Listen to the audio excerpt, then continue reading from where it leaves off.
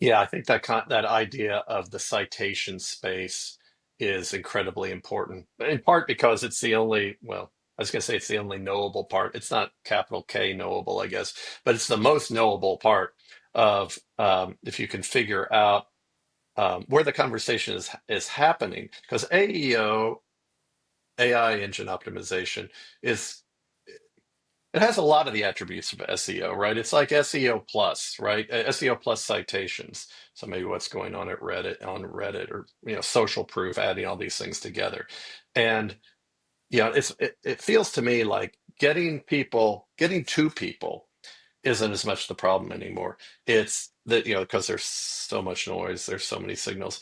But the hard part is figuring out how to say something that rates you high as a citation for the LLMs. Fair? In your earned media plays, you're not as in control of what people say about you. And so one of the things that happens there is that, sometimes we'll try to steer what those reviews, if you will, are about. A good example would be, if you're a doctor in San Jose and you offer, ADHD services, for example. One of the things you could do is you could talk to some of your patients that have received ADHD services and be like, oh, please leave us a Yelp review. And if you can, mention ADHD. And that will Yelp will then pull that keyword out and you'll show up. You'll start to show up in that ADHD page that language models are looking at, right?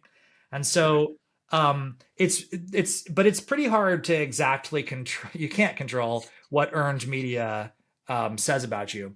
And with owned media, or on-site media, things that you put out yourself, you can more quickly pivot, right? Because what's happening there is you're putting that message out there. And so one of the things we see is that part of that message is sort of training your own junior salesperson to speak about your company. And you can very quickly change anything that you control. And what's interesting about that, for Symbit, my company, it's not just our website and what we put on our website. It's also things like our Clutch profile. Clutch is a big,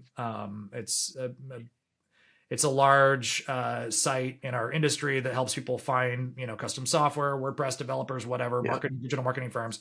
And so you get to write what's in your profile. So if you see a language model hitting your Clutch profile, then all of a sudden you can tweak the messaging that's there, and you can do it fast because it's going out in real time.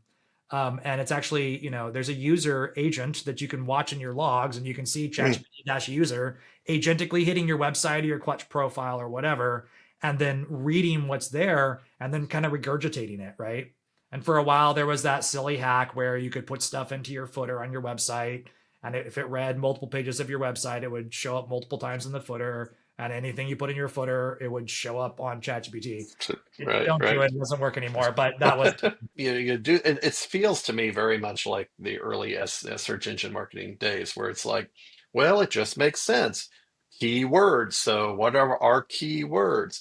Where should we put them? We should have more of them. We wrote all this terrible, crappy copy that had the keywords overloaded in it, all that stuff, because that's what we could figure out was going to make a difference. But we can't see what searches are happening, to your point.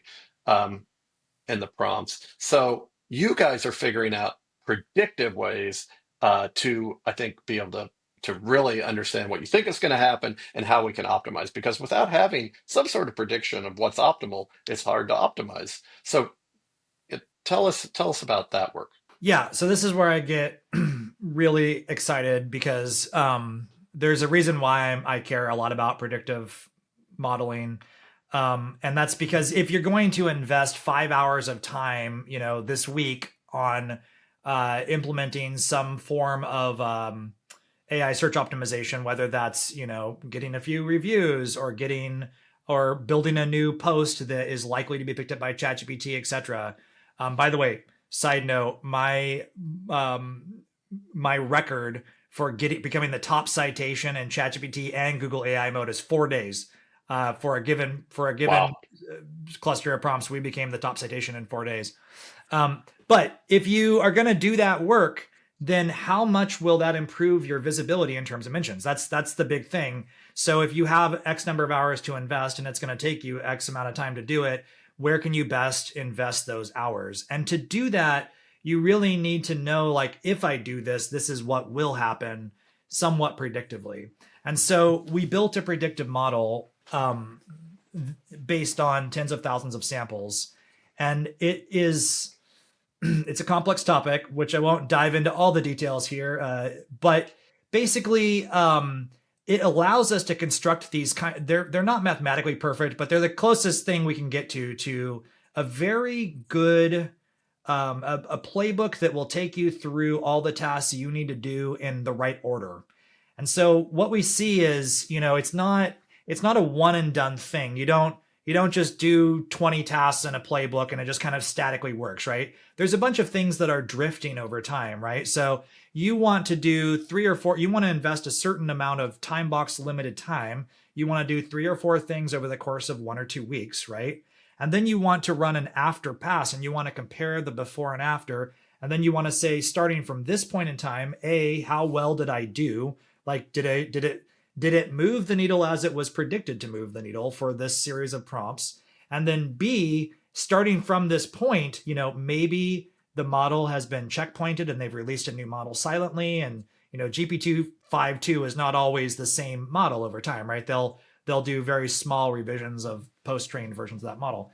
And so the model might drift, citations might drift. We're seeing some interesting things where it's clear that some of our competitors have figured out how to do this as well, because they'll go from invisible to all of a sudden the number 2 mentioned for a prompt I'm doing. That happened to me 2 weeks ago, and I was like pretty enthused to see that got some competition.